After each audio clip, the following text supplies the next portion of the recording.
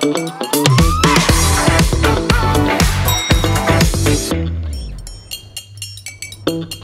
இல்லாம colour print பண்ணுங்க, அதுவும் மிக குறைஞ்ச விலையில. Epson eco tank printers. இது வெறும் ஃபேபுலஸ் இல்ல, இது டோட்டலி பிரிண்டபிளஸ்.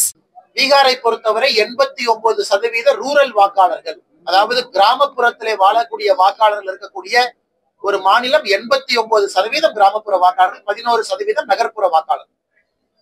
இன்னைக்கு கிராமப்புற வாக்காளர்களுடைய எழுச்சியை பாருங்க. பிரதமருடைய திட்டம் வேலை செய்திருக்கிறது, டபுள் இன்ஜின் அரசு வேலை செய்திருக்கிறது, நிதிஷ்குமார் அவர்கள் மீது ஒரு மரியாதை, பெண்களுக்கு கொண்டு வந்த திட்டமெல்லாம் கீழே போயிருக்கு. அதனால பீகார்ல பாத்தீங்கன்னா வரலாறு காணாத ஒரு வெற்றி. உங்களுக்கே தெரியும், 243 202 என்பது ஜனநாயகத்துல, இந்திய ஜனநாயகத்துல வரலாறு காணாத வெற்றி. இன்னைக்கு பிரதமருடைய மத்தியில் ஆட்சியும் மாநிலத்துல நிதிஷ்குமார் அவருடைய ஆட்சியும் இருக்கு. அதே போல தமிழகத்துல மக்கள் விரும்ப போறாங்க, பிரதமர் அங்க இருக்கணும், கீழே நம்ம ஆட்சி இருக்கணும், தேசிய ஜனநாயக கூட்டணி இருக்கணும். புதுச்சேரியில உங்களுக்கு தெரியும், அண்ணன் ரங்கசாமி அவர்கள் தலைமையிலே தேசிய ஜனநாயக கூட்டணி டெலிவர் பண்ணிருக்கோம். எத்தனையோ விஷயங்களை செய்திருக்கின்றோம். நான் பேசுவதை விட நம்ம தலைவர்கள் பேசினா சிறப்பா இருக்கும், உங்களுக்கு தெரியும். அதனால் இங்கேயும் டபுள் இன்ஜின் அரசு வேலை செய்கிறது. தமிழ்நாட்டுக்கு டபுள் இன்ஜின் அரசு வேண்டும். பீகார்ல டபுள் இன்ஜின் அரசு வேலை செய்ததற்காக மக்கள் வெகுமதி கொடுத்திருக்கிறாங்க. அதனால் 2026 பொறுத்தவரை புதுச்சேரி, தமிழகம் எல்லா பகுதியிலும் ஒரு பெரிய வெற்றி அலையை நம்ம பார்க்க போறோம். ஏன்னா இதே பீகார் தேர்தலுக்கு ஸ்டாலின் ஐயா பிரச்சாரத்துக்கு போனார். இதே ஸ்டாலின் ஐயா பீகார் தேர்தலுக்கு போய் பிரச்சாரம் பண்ணார். ஒரு நாள் முழுசும் ஓட்டு ஜோரிய பத்தி பேசினார். ஓட்டு அதிகாரி யாத்ரா ராகுல் காந்தி அவர்களோடு பங்கேற்றாங்க. ஆனா இன்னைக்கு அதைத்தான் நான் சொல்லுகின்றேன்னா, ராகுல் காந்தி அவர்கள் ஓட்டு அதிகாரி யாத்ரா போன பாதையில எல்லா தொகுதியும் காங்கிரஸ் தோற்று. அப்படின்னா மக்கள் ஏத்துக்கல. எனக்கு தேவையான விஷயத்தை பேசுங்க, பொய்ய பேசாதீங்கன்னு மக்கள் சொல்றாங்க. அதனால்தான் எனக்கு பிரதமர் இன்னொரு வார்த்தையை சொன்னாங்க, காங்கிரஸ் பலமுறை உடைந்திருக்கிறது, மறுபடியும் உடைவதற்கான வாய்ப்பை நேற்று பிரதமர் சொன்னாங்க. காங்கிரஸ் கட்சி இன்னைக்கு சின்ன கட்சியா மாறிடுச்சு. அதிலும் ஒரு கட்சி என்ன பேசுறாங்கிற அளவுக்கு மக்கள் மனம் விரும்பி இருக்கிறாங்க. நாங்க மத்த கட்சியை பத்தி பேச விரும்பலீங்கன்னா, நம்ம கட்சியை வச்சு நீங்க எடுத்துக்கிட்டீங்கன்னா பலம் வாய்ந்தவராக, பலம் பொருந்திய கட்சியாக, மக்கள் மனதினுடைய அன்பை வென்ற கட்சியா மாறி இருக்கிறோம். அது 2026 நடக்குது. வாக்குரிமை நிலைநாட்டுவதற்கல்ல, குடியுரிமையை நிலைநாட்டுவதற்கு இது இந்த வாக்குரிமை எஸ்ஐஆர் நடந்த பிறகு வாக்காளர் பட்டியல் இல்லை என்றால் குடியுரிமை பறிக்கப்பட்டு சொந்த நாட்டில் அகதியாக இருப்பதற்கான வாய்ப்புகளை தான் பாஜக ஏற்படும் சொல்லி எம்பி விசிக ரவிக்குமார் விசிக எம்பி ரவிக்குமார் அவர்களை பொறுத்தவரை படித்தவர், அரசியல் தெரிந்தவர், நாகரிகமான அரசியல்வாதி. அவர் இந்த மாதிரி பொய்யான ஒரு பிரச்சாரத்தை எடுக்கக்கூடாதுங்க. ஏன்னா அரசியலமைப்பு சட்டத்துல அவங்க எல்லாம் பதவி பிரமாணம் செய்யும் பொழுது அவங்க எல்லாம் ஒரு சத்திய பிரமாணம் எடுத்து பதவி பிரமாணத்தை பொய்யான விஷமத்தனமான பிரச்சாரம். அதுக்கு தான் உதாரணம் பீகார் கொடுத்தாங்க. 7,42,00,000 பைனல் வாக்காளர்கள் எஸ்ஐஆர் முடிந்த பிறகு பீகார்ல செப்டம்பர் 30ஆம் தேதி. அதன் பிறகு 17 நாட்கள் ப்ராசஸ் முடிஞ்ச பிறகு சுப்ரீம் கோர்ட் கொடுக்குறாங்க. ஒருத்தர் கூட வந்து ஃபைல் பண்ண. இன்னைக்கும் ராகுல் காந்தி மொத்த பீகார் பிரச்சாரத்துல ஒருத்தரை கூட கூட்டிட்டு வந்து இவங்களுக்கு ஓட்டு இருக்கு ரிஜெக்ட் பண்ணிட்டாங்கன்னு ஒருத்தரை காட்டுங்க. அதனாலதான் மக்கள் சம்மட்டி அடி கொடுத்தாங்க. அதே ஆர்குமெண்ட்டை ரவிக்குமார் அவர்கள் இங்க வைக்கிறாங்க. அந்த ஆர்குமெண்ட்டை யாரெல்லாம் பீகார்ல வச்சாங்களோ எல்லாம் ஃபெயில் மார்க். அதே பொய்யை மறுபடியும் புதுச்சேரியில, தமிழகத்துல மறுபடியும் திரு விசிக ரவிக்குமார் அவர்களோ வேறு கட்சி தலைவர்களோ வச்சா அவங்களும் ஃபெயில் மார்க் தான் வாங்க போறாங்க. இது 2026 நிரூபணமாக போகுது. மொத்த பீகார்ல நண்பர்கள், நீங்க எலக்ட்ரானிக் மீடியா இருக்கிறீங்க, உங்க நண்பர்கள் அங்க இருக்கிறாங்க. யாராவது ஒரு வாக்காளர் வந்து பீகார்ல எனக்கு ஓட்டுரிமை பறித்து விட்டார்கள் இந்த 60 நாள்ல ஒருத்தர் வந்து சொன்னாங்களா? இல்லை, பறித்து விட்டார்கள் என்று ராகுல் காந்தி அவங்க சொன்னதும் போய். கடைசியா நடந்த பிரஸ் மீட்ல இந்த பிரசிலியன் மாடலுடைய போட்டோவை காமிச்சாங்க, அதுவும் போய். அதனால் ராகுல் காந்தி அவர்கள் வைத்திருக்கக்கூடிய எல்லா வாதத்தையும் பீகார் மக்கள் நிராகரிச்சுட்டாங்க. 2024 என்ன சொன்னாங்க? அரசியலமைப்பு சட்டத்துக்கு நாங்கள் எதிரினாங்க, அதையும் மக்கள் நிராகரிச்சிட்டாங்க. இன்னைக்கு வாக்குரிமை, அதையும் மக்கள் நிராகரிச்சிட்டாங்க. 2026 பொறுத்தவரை ஒரு கிளீன் எலக்ட்ரல் ரோல். நம்ம கடமைங்கன்னா ஒரு எலக்ட்ரல் ரோல் இன்டெகிரிட்டியா கிளீனா இருக்கணும். வாக்கு செலுத்த வேண்டியவர்கள் மட்டும்தான் அதுல இருக்கணும். இறந்து போனவர்கள் இருக்கக்கூடாது. அகதிகள் வேற இடத்துல இருந்து வந்தாங்க, பங்களாதேஷ்ல இருந்து, இந்திய குடியுரிமை இருந்தா இருக்கக்கூடாது. மைக்ரண்ட் ஓட்டர்ஸ் 2 இடத்துல வாக்கு இருக்கக்கூடாது. இதைத்தான் தேர்தல் ஆணையம் செய்யறாங்க. இதுல என்ன தப்ப வந்து தலைவர்கள் கண்டுபிடிக்கிறாங்கன்னா, எதிர்ப்பு தெரிவித்து அவைக்க தலைவர் விஜய் வந்து ஆனா தமிழக வெற்றி கழகம் அதனுடைய தலைவர் திரு விஜய் அவர்களுக்கு என்னுடைய அறிவுறுத்தல் என்னன்னாங்கன்னா, எனக்கு அரசியல்ல எதிர்ப்பது மட்டுமே மக்கள் பார்ப்பது இல்ல. நான் வந்து அரசியல் கட்சியாக நான் தொடங்கிய காரணத்திலிருந்து பிஜேபி எதிர்ப்பேன். இன்னைக்கு விஜய் அவர்களுடைய மனநிலையோ தமிழக வெற்றி கழகத்தினுடைய மனநிலை எப்படி ஆயிடுச்சுன்னா, பாரதிய ஜனதா கட்சியை எதிர்ப்பதற்காக ஒன்னொன்னு செய்யறாங்க. உதாரணத்துக்கு special intensive roll revision election commission நடத்துறாங்க. சுதந்திரத்திற்கு பிறகு 12 முறை நடத்தி இருக்கின்றார்கள். புதுவையில 13வது முறை நடக்குது. கடைசியாக புதுவையில 2002 நடந்திருக்கு. தமிழ்நாட்டுல 2002, 2005 தமிழ்நாட்டுல 2 வருஷம் நடந்துச்சு, பாதி நடந்துச்சு. விஜய் அவர்கள் தேர்தல் ஆணையம் நடத்தக்கூடிய ஒன்னையும் பிஜேபியோட லிங்க் பண்ணி அதை எதிர்க்கிறாங்க. எது செய்தாலும் எதிர்க்கிறாங்க. வெறும் எதிர்ப்பு அரசியலை மட்டும் மக்கள் பார்த்து ஓட்டு போற போறது இல்லைன்னா ஆரோக்கியமா என்ன சொல்ல போறீங்க, என்ன செய்ய போறீங்க? ராகுல் காந்தி அவர்கள் அதை செஞ்சுதான் பனிஷ்மெண்ட் கிடைக்குதுன்னா 95 தேர்தல் ராகுல் காந்தி தோற்றிருக்காங்க. 95 தேர்தல் கடைசி 95 தேர்தல் தோற்றிருக்காங்க. ராகுல் காந்தி அவர்கள் காங்கிரஸ் கட்சிக்குள்ள வந்து பொறுப்பெடுத்த பிறகு 95வது தேர்தல் தோல்விதான் பீகார். ஏன்னா எதிர்க்கிறாங்க, ஆரோக்கியமான விஷயத்த சொல்றது இல்லைங்க.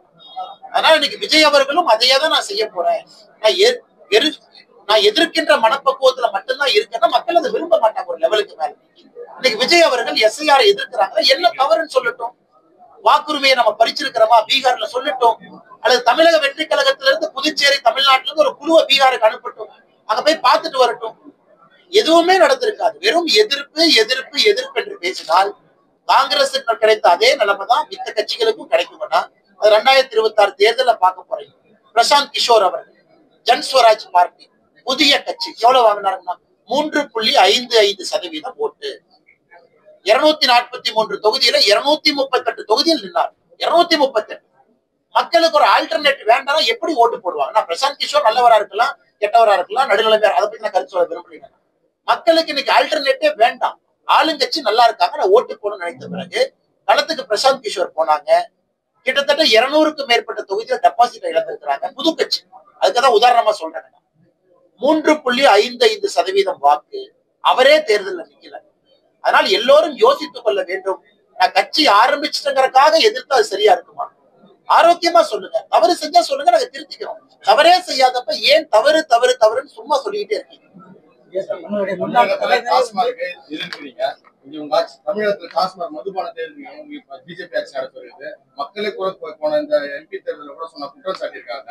மதுபான கடைகள் அதிக அளவு இருக்குது. எப்படி தமிழகத்துல அரசே நடத்தக்கூடிய மதுபான கடைகளை நாங்கள் எதிர்க்கின்றோம். ஒரு மனிதனுக்கு அவங்களுக்கு உரிமைங்கன்னா யாராவது கோவால இருந்தாங்கன்னா அந்த நிகழ்ச்சி சார்பா கோவா அரசுக்கு வந்து லிக்கர் தான் பெரிய ரெவென்யூ கொடுக்குது. அங்க அது அரசு நடத்தல, தனியார் நபர்கள் நடத்துறாங்க. தமிழ்நாட்டுல அரசே டிபார்ட்மெண்டே பாத்தீங்கன்னா என்போர்ஸ்மெண்ட் டிபார்ட்மெண்ட் வச்சிருக்காங்க. ப்ரொஹிபிஷன் பேரு. அவங்க நியாயப்படி இதை கண்ட்ரோல் பண்ணும். ஆனா அரசே டாஸ்மாக் நடத்துறாங்க. அதைத்தான் நாங்கள் குறை சொல்கின்றோம். ஏன் நடத்துறீங்க? நடத்தாதீங்க. அரசுக்கு இங்க வேலை இல்லை, நீங்க வெளியே போங்க. அதனால இந்த பாண்டிச்சேரியை பொறுத்தவரை உங்களுக்கு தெரியும், இன்னைக்கு பார்டர் டிஸ்ட்ரிக்ட்ஸ் எல்லாரும் இங்கதான் வர்றாங்க. லிக்கர் சீப்பா இருக்கு, அது இருக்கு, இது இருக்குன்னு வர்றாங்க. அதை விடுங்க, அதுக்குள்ள நான் போக விரும்பலீங்கன்னா அந்தந்த மாநிலம் அந்தந்த மக்கள் அவங்கவுங்க முடிவெடுக்கணும். தேர்தல் அறிக்கை அந்தந்த கட்சிகள். நிதிஷ்குமாரை பொறுத்தவரை பீகார்ல நான் சாராயத்தையே விடமாட்டேன்னு ஒரு தைரியமா முடிவெடுத்தாரு. அதற்கான ரிசல்ட் நீங்க பாக்குறாரு. பெண்கள் தொடர்ந்து நிக்கிறாங்க நிதிஷ்குமார் அவர்களோடு. அது உண்மை, அது சரித்திர உண்மை. பீகார்ல 12% வாக்கு அதிகமா இருக்கு.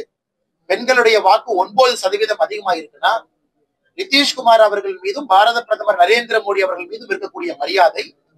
நிதிஷ்குமார் அவர்கள் ஒரு காலத்துல லிக்கர் ப்ரொஹிபிஷன் பேன் கொண்டு வந்தாங்க, பெண்கள் தொடர்ந்து நிக்கிறாங்க. பாரத பிரதமர் பெண்களுக்கான திட்டங்களை கொண்டு வர்றாங்க, பெண்கள் தொடர்ந்து நிக்கிறாங்க. அந்தந்த தலைவர்கள் விட்டுறாங்கன்னா நாங்கள் தமிழகத்துல எதிர்ப்பது அரசு நடத்தக்கூடிய மதுபான centres, liquor centres, vending outlet, TASMAC, அதை எதிர்க்கிறோம்.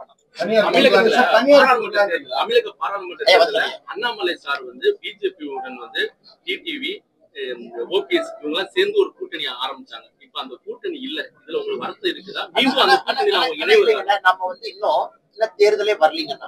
இன்னும் தேர்தலுக்கான நேரமும் காலமும் இருக்கு. இன்னைக்கு நாம நவம்பர் 15ஆம் தேதியில் இருக்கிறோம். நமக்கு இன்னும் ரொம்ப நாள் இருக்கு. அதனால என்னுடையது தமிழக தேர்தல் கூட்டணி பொறுமையாக இருப்போம்.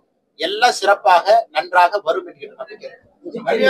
அதுக்குதான் நான் பீகார் உதாரணமா கொடுத்தாங்கன்னா, அதுக்குதான் பீகார்ல பஞ்ச பாண்டவர்கள் உதாரணமா கொடுத்தாங்கன்னா, நாங்களும் ஜெயிச்சோம், அவங்களையும் ஜெயிக்க வச்சோம், அவங்களும் ஜெயிச்சாங்க, எங்களையும் ஜெயிக்க வச்சாங்க. எங்களுக்குள்ள எந்த போட்டி இல்லை. ஆனா கூட்டணிக்குள்ளேயே போட்டி இருந்தனாலதான் மொத்தமா தோத்தாங்க. பஞ்ச பாண்டவர்கள் 5 நபர்கள் எல்லாரும் ஓட் டிரான்ஸ்பர் பண்ணாங்க. எல்லாரும் ஒன்னா இருந்தாங்க. எல்லாரும் அண்ணன் தம்பிகளாக இருந்தாங்க. எல்லோரும் மேடையில் இருந்தாங்க. கடைசி வரைக்கும் எல்லாரும் ஒன்னா இருந்தோம். தமிழகத்திலும் புதுச்சேரியிலும் அது நடக்கும். பொறுத்திருந்து பாருங்க. அண்ணாமலை சார் சொன்னாங்க. அண்ணாமலை தனியார் கொடுக்கலாமா? தமிழகத்துல தனியார் கொடுக்கலாம். ஆனா அதுக்குள்ள நான் பேச விரும்பலீங்கன்னா என்னன்னாங்கன்னா, தமிழகத்தை எங்களை பொறுத்தவரை டாஸ்மார்க் வருமானம் 52,000 கோடி எடுத்துட்டோம்னா கள்ளுக்கடை திறப்பதன் மூலமாக 1,00,000 கோடி வருமானம் கொடுக்க முடியும் 3 ஆண்டுகள் அப்படிங்கிற வெள்ளை அறிக்கையை நாங்க ஆளுநர்கிட்ட கொடுத்து பாரதிய ஜனதா கட்சியினுடைய வெப்சைட்லயும் போட்டிருக்கோம். 3 ஆண்டுகள்ல எப்படி கள்ளுக்கடையை திறக்கணும். எங்களை பொறுத்தவரை தனியார் நடத்துறாங்களா, தனியார் நடத்தலையா, அரசு நடத்தக்கூடாது நம்பர் 1, கள்ளுக்கடையை திறக்கணும் நம்பர் 2. இந்த இரண்டிலும் தெளிவாக இருக்கின்றோம்.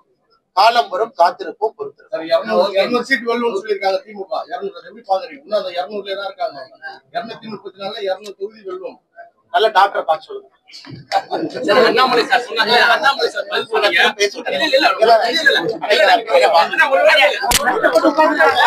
ரெண்டு தலைவர்களும் மோதல் போக்கு ஏற்பட்டது. எந்தவித ஆவணங்களையும் எங்களுக்கு ஒப்புதல் கொடுக்காம திருப்பி அனுப்புன்னு சொல்லியிருக்காங்க. இந்த நிலையில ஆனா நான் எந்த யூகத்துக்கும் பதிலளிக்க முடியாதுன்னா எங்களுடைய மாநில தலைவர் இருக்கிறாங்க, எங்களுடைய எம்எல்ஏ இருக்கிறாங்க, அவங்கதான் பதில் சொல்லணுங்கன்னா, நான் இன்று புதுவைக்கு கட்சியின் சார்பாக இந்த பயிற்சி முகாமுக்காக வந்திருக்கின்றேன். SIR பயிற்சி முகாம்ல பங்கேற்பதற்காக. அதனால எல்லாம் நல்லா தாங்க இருக்கு, எந்த பிரச்சனையும் உள்ள இல்ல. நம்முடைய மாநில தலைவர் அவர்கள் ரொம்ப விரிவா உள்ள பேசினாங்க, உள்துறை அமைச்சர் ரொம்ப விரிவா உள்ள பேசினாங்க, தொண்டர்கள்ட்ட பேசினாங்க. எல்லோரும் ஒருங்கிணைந்து ஒரு டீமாக இங்க இருக்கின்றோம் களத்துல. அதனால் யூகங்களுக்கு நான் பதில் சொன்னா தப்பா போயிருக்கேன்னா, என்னை பொறுத்தவரை புதுச்சேரியில ஒரு டீம். நீங்க பாருங்கன்னா இன்னைக்கு பீகார்ல நம்முடைய பிரதமர் அவர்கள் நேற்று நன்றி சொல்லும் பொழுது 5 கட்சிக்கும் நன்றி சொன்னாங்க. 89 பாரதிய ஜனதா கட்சி ஜெயித்திருக்கலாம், 85 ஜனதாதள் ஜெயித்திருக்கலாம். நம்முடைய மிச்ச கட்சியில 5 பேர் இருக்கிறாங்க. 5 பேரும் ஒற்றுமையாக ஆரம்பத்திலிருந்து கடைசி வரை ஒற்றுமையாக இந்த 5 பேர் பஞ்சபாண்டவான் கூட சொன்னாங்க நம்முடைய அமித்ஷா அவர்கள் பிரச்சாரம் செய்யும் பொழுது. பீகார்ல ஒற்றுமை நமக்கு வெற்றியை கொடுத்திருக்கிறது. ஒற்றுமை பூத் அளவுல எந்த வாக்கும் சிந்தாம சிதறாம கொண்டு வந்திருக்கிறது. நாங்களும் ஜெயிச்சோம், ஜேடியும் ஜெயிக்க வச்சோம். ஜேடியும் ஜெயிச்சாங்க, எங்களையும் ஜெயிக்க வச்சாங்க. இது எப்படினாங்கன்னா, இதுல பரஸ்பரம் எங்களுக்குள்ள போட்டியில். இதே காங்கிரஸும் ராஷ்டிரிய ஜனதாதளும் அவங்களுக்குள்ள போட்டி போட்டுக்கிட்டாங்க. கிட்டத்தட்ட 12 இடத்துல ஃப்ரெண்ட்லி ஃபைட். 12 இடத்துல காங்கிரஸ் வேட்பாளரும் போட்டிருக்கிறாங்க, தேஜஸ்வி யாதவுடைய RJDயும் போட்டிருக்கிறாங்க. ஃப்ரெண்ட்லி ஃபைட் இருக்கிறாங்க. ஆனா எங்களை பொறுத்தவரை இன்னைக்கு இந்த பீகாரினுடைய மாடல் என்ன சொல்லுதுங்கன்னா, பிரதமருடைய தலைமையில ஒற்றுமையாக 5 கட்சிகளும் இணைஞ்சு பணி செய்யும் பொழுது நாங்களும் ஜெயிப்போம், அவங்களும் ஜெயிக்கிறோம். எங்களை பொறுத்தவரை மாற்றாந்தாய் மனப்பான்மையோடு யாரும் யாரையும் பார்க்கிறோம். அதனாலதான் ஹிஸ்டாரிக்கல் ரெக்கார்ட். அது கண்டிப்பாக புதுச்சேரியில் நடக்கும், கண்டிப்பா தமிழகத்தில் நடக்கும். காரணம் நாங்க டீமா இருக்கோம். காங்கிரஸை போன்ற டீம் என்று சொல்லிட்டு ஃப்ரெண்ட்லி ஃபைட்டாக 12 இடத்துல பீகார்ல போட்டியிட்ட மாதிரி யாரும் போட்டியிட போகலீங்க.